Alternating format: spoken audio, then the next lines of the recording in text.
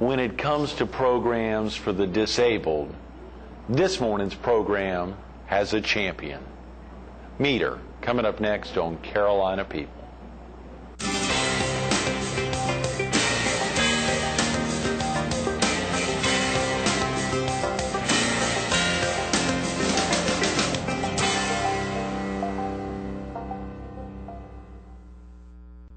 Good morning. Welcome to Carolina People.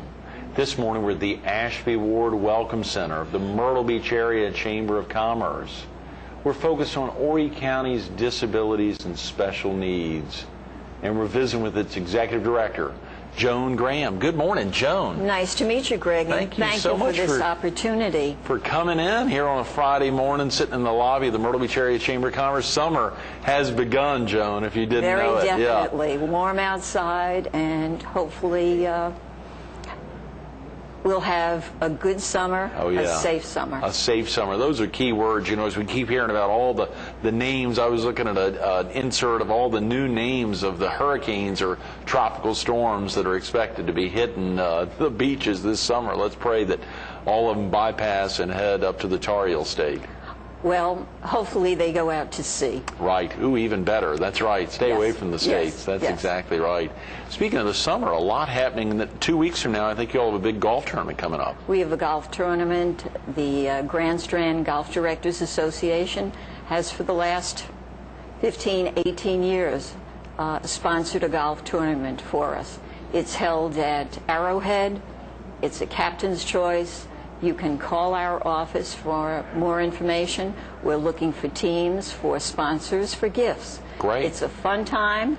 We provide breakfast, lunch, and a pig picking at the end. Is that right? A pig picking also? Great prizes, wonderful time. That is fantastic. You know, there's so many golf tournaments oftentimes, but it's great to find one like that one on July 14th that people can really wrap around and help support. Yes. And the golf directors are just wonderful to us. And it's very interesting as an average golfer to see the pros and the assistant pros put it on the green right next to. So I measure if I come in under par in our captain's choice. But those other fellas and gals really can hit that ball. This is the Golf Course Directors Association, the local folks that are all wrapping around and have been for a long time to support Horry County disabilities and special needs. That is fantastic. Yes. Well, then it may not be a good day to be playing on any other golf courses in town since all the golf course directors will be out there with you all. Yes. That's you've monopolized that day for golf in Myrtle Beach. It sounds well, we've taken all the pros. Yeah. So the other courses are free to go, but please come and join us. That's great. It will be a good day. And the best phone number, Joan, for someone to call if they wanted to learn more about it is just y'all's office direct? Yes. Okay. What's that number? And that's 347 right 3010. 3010 347 3010, and that again is Saturday, July 14th. Okay. Correct. Here at Arrowhead. At Arrowhead Golf Course. A lot of viewers may not know what all's happening at Horry County at Disabilities and Special Needs. A lot going on right now, as well as a lot of needs for y'all. Greg, this is a wonderful opportunity, and I want to thank you for helping us get the word out on who we are and what we do. We serve more than 800 families who are impacted by mental retardation, head and spinal cord injuries, and autism. We serve them right here in Horry.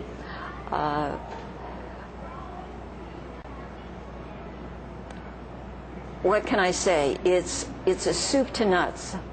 These are disabilities that are lifelong. They happen when you and your wife or your children are expecting a new baby. You know that feeling of how wonderful it is with this new baby. Then you find out on that birthday that there is a baby with significant needs, and you're just not ready to cope with it. Disabilities and Special Needs Board will be in there, and we will help. We will help with those early years of 0 to 3. The wonderful part, Greg, is that sometimes with that early intervention and that involvement and direction of the parents, that disability lessens, and at age 3, the child no longer needs that special help. Boy, Joan, either because y'all got involved or someone gets involved to help the parents cope and really make sure their child is raised properly. And gotten those specialized services. If that doesn't happen, then we involve the service coordinator. We call our folks consumers because they choose to work with us. We help the families figure out what they need to make life as normal as possible, because emotionally, financially, a disability, a lifelong disability, makes its mark on families. So we have service coordinators that help with those situations, can tell and point the family in the direction, what they should do, how they should do it. And again, we're a resource. We don't go in and dictate how to do things. Structurally, we have 3 divisions. We have the family service division, we have the residential program, and the day program. Talked about the family services is early intervention and service coordination.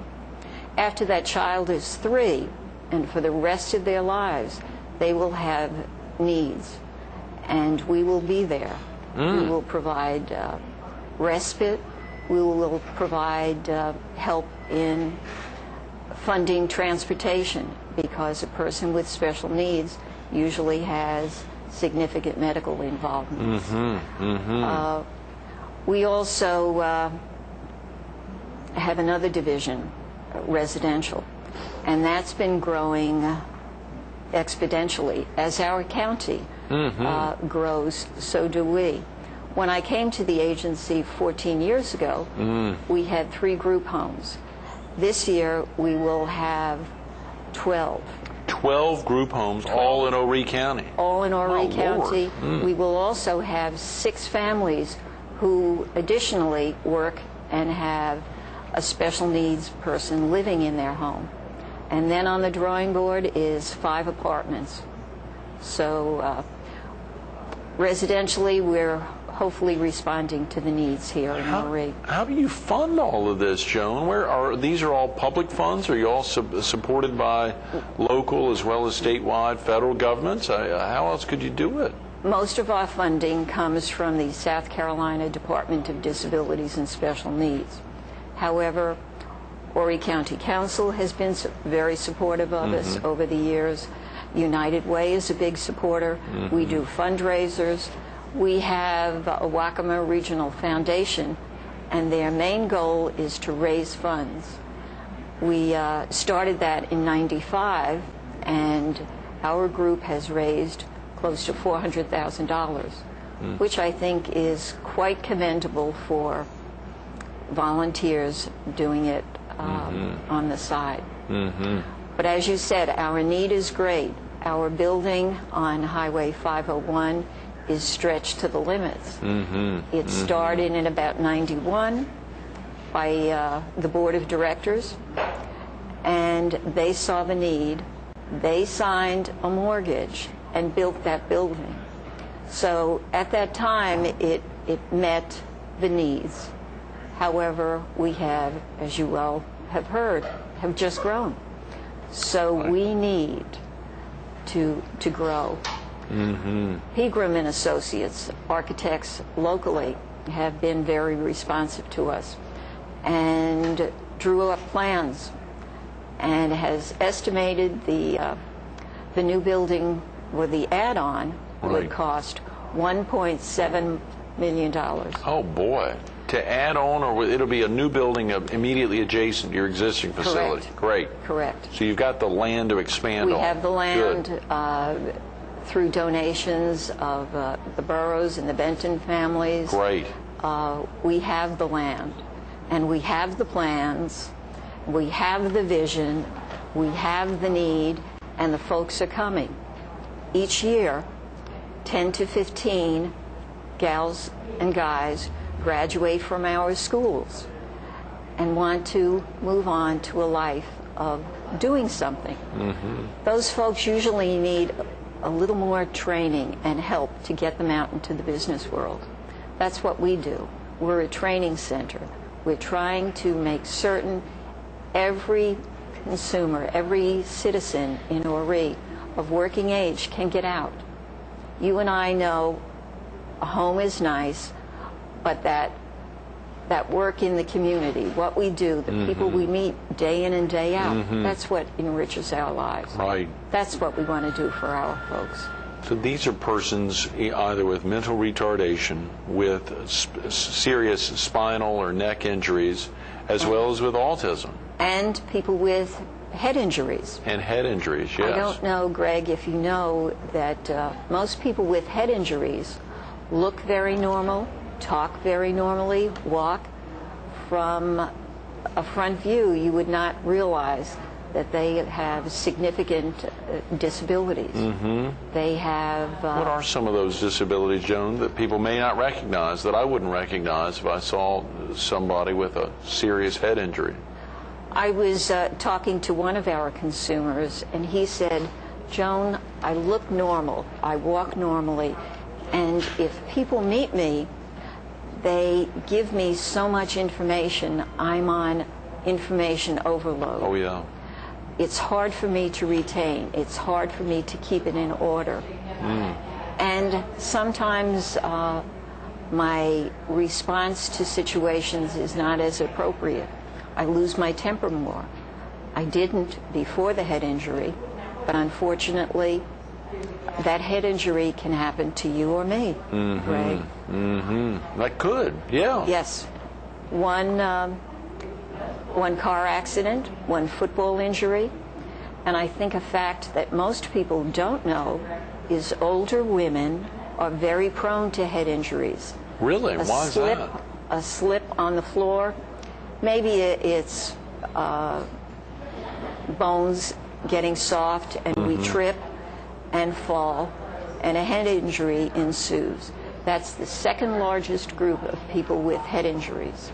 Are older women? Older women. Older women. Not doing anything wild and woolly. Right. Just maybe slipping on their Not that they aren't doing anything wild and woolly, but these are instances where they might not. Hope Yeah, we're that's out right. doing Yeah, things. I'm sure. Yeah. Yes.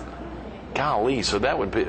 I had no idea that those numbers were so high, that older women were being impacted like that with head injuries. We have a center out on 3rd Avenue in Conway. Right. It's called The New Horizons, and there's a support group for head injuries and spinal cord injuries. There's also a group for their caregivers, because we don't only focus in on the consumer, Right. but how it impacts a Oh, family. yeah. I bet. Yes.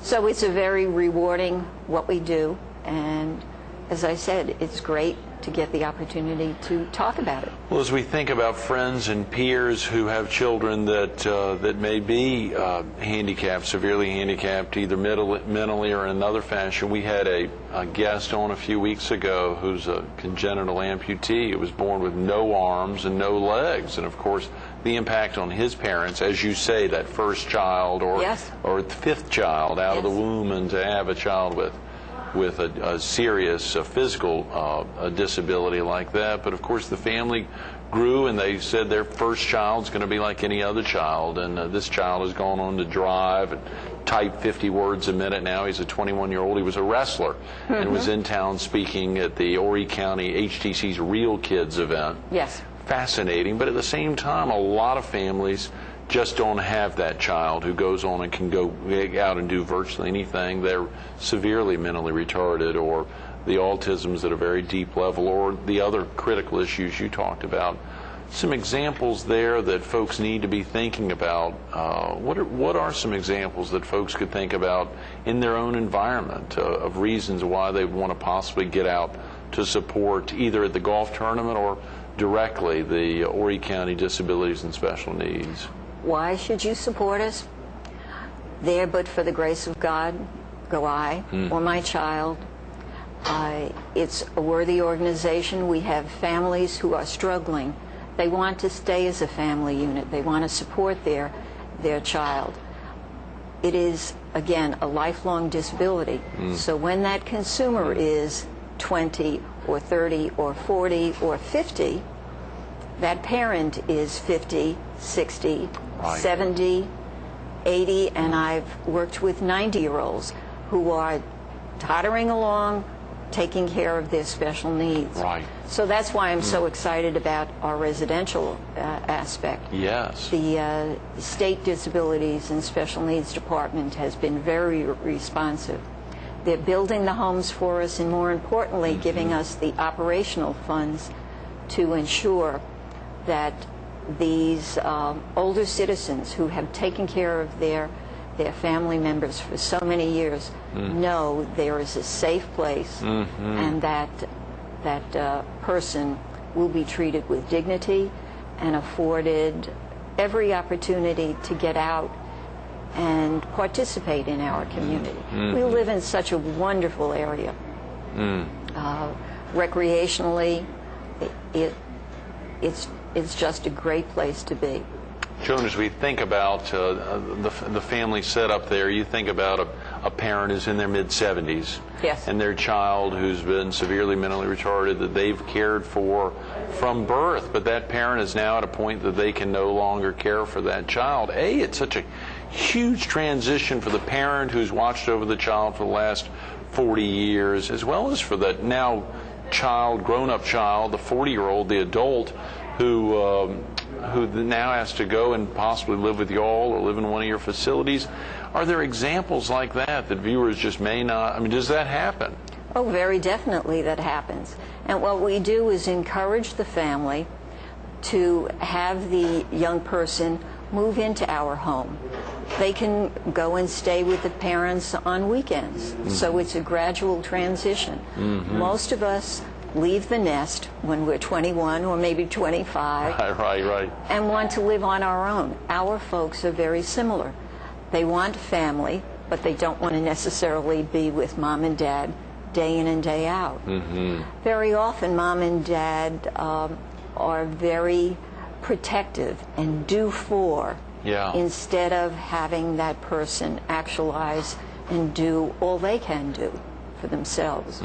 So it's really rewarding to have a family member say, Joan, I was apprehensive and I didn't want Susie or John, but I knew it was best that they are safely situated, so when I die, they only have to deal with my death. Oh, right, as opposed to not the both. death and the move. And they will come back and say, I didn't know he could cook breakfast for himself, or that he could mow the lawn. He never did that. And I chuckle because it's like all of us.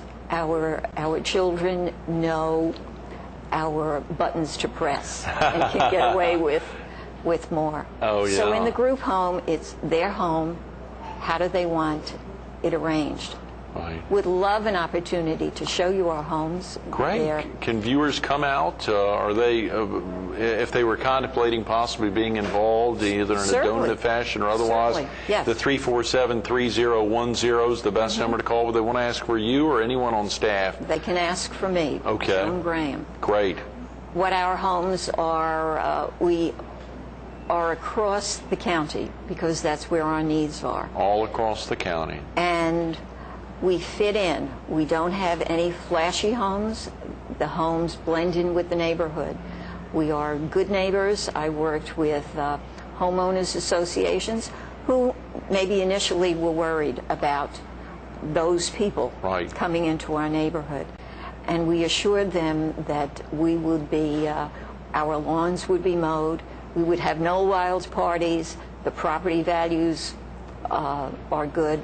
Right. And life is good because they see special needs folks as folks very much like you and me. Oh, yeah. What they can do rather than what they can't do. That's great. What they can do rather than what they can't do. Yes. Very important. I was going to ask if there was a typical day or if you could break down a typical day, but I suspect every one of your consumers are different. Every one of the residents, either physically there or ones that are seeking support from Horry County Disabilities and Special Needs, but are there some examples, without giving names, that you could give to viewers to get a sense of what, whether it's an adult coming in or adult child coming in or otherwise, what that first month or even year is going to be like for them as they make the transition? A typical day is they get up very early, get dressed, take care of their room, make their breakfast, get on one of our 45 vans that we have throughout the county. 45 vans. vans. Wow. I am the proud owner of 45 vans. Yeah, that's right. Golly. With all the problems and breakdowns. Oh, yeah. But those folks come in and we transport them to their job. They do their job at the end of the day, like you and me. They go back home. They put on their jog, watch television, go to Walmart, go to church, barbecue, bowl, whatever. We try and say, what do you want to do with your life? One young man wanted to take art lessons, so he's taking art lessons. A few of them have been saving for years and got the opportunity to go to Disney World this year. Yeah. Yes. But it's when they save their money, so it's very important that we train them and get them out to work. Sure. It's not, I guess I see it as a symbiotic relationship. We're not takers. We exchange goods. We train them, they go out and are valuable employees in the community. So we help the employers. Sure. Right in front of the Herald, the U.S. Army Reserve out on the former Myrtle Beach Air Force Base on a regular basis has some of your consumers. Some of the folks come out from Horry County Disabilities and Special Needs, so they're out everywhere, and that place is immaculate. Very definitely. Years ago, I had a funny situation. One of the former council members came to the agency to see exactly what we did. Right. So I introduced him to one of the consumers who was collating and putting together packets. And I introduced him, and then after a few minutes, the consumer said, Joan, I'd love to chat, but I make money by how many kits I put together. Oh my so this God. is downtime for me. So it was really insightful to see how important that job for him was. Right, right. And that not wasting a time with you Don't and that waste county my- council member there. That's great. Good for Correct. him or her. Yes. Whoever Yes. that consumer was. And do you have a pretty even mix of male to female or of races there at the Horry County variety. Disabilities Yes. and Special Needs? I guess, Greg, I couldn't even tell you how many males, females. Right, It right. really doesn't matter. Right. You just serve them and make sure they're taken care of. That's a tremendous, if you weren't in that position over the last 14 years as executive director for Horry County Disabilities and Special Needs, Joan, what do you think you'd be doing? Probably, Greg, I was up, you can tell from my Yankee accent, I was that's right. up in western New York in the cold country, doing pretty much the same, but at the school level, Right. and found a wonderful life down here. Yeah. Found something to do that makes a difference. And when I have a bad day, a bad hair day, as most women will relate to, I can go into my building and see folks and then say, thank you for giving me the opportunity of working with people with special needs. Absolutely. Had there been a family member or a loved one, or had there been a direct contact, Joan, that got you involved for the first time and figured out that, or was it just finding out about special needs and disabilities and special needs at one time throughout your life? I think it just evolved, Greg, over opportunities. I started out in New York City as an elementary school teacher, and then evolved to special education. And I guess I found my niche and found that it was very rewarding. Most folks, most young people with their family move on. With special needs and special education, you make a very definite impression. And they've made a very definite impression on my life and enriched it. I think I'm much more thankful for what I have. So I look for you and this opportunity to help us raise that $7.5 million We'll keep to expand services. working hard to make that happen. Joan, thanks so much for being with us this morning. I'm sorry we've run out of time. Thank you. Absolutely. Stay tuned to more Carolina People with Joan Graham, Horry County Disabilities and Special Needs, coming up next. Listen to these 7 words. Reducing inequities is the highest human achievement. Reducing inequities is the highest human achievement. Bill Gates said it at a commencement at Harvard in 2007. A great phone number, 347-3010. We're also talking about mental retardation, head and spinal cord injuries, and autism. 7 key, powerful words. Think about that. And also think about the golf tournament, 7-14 on July 14th at Arrowhead Golf Course.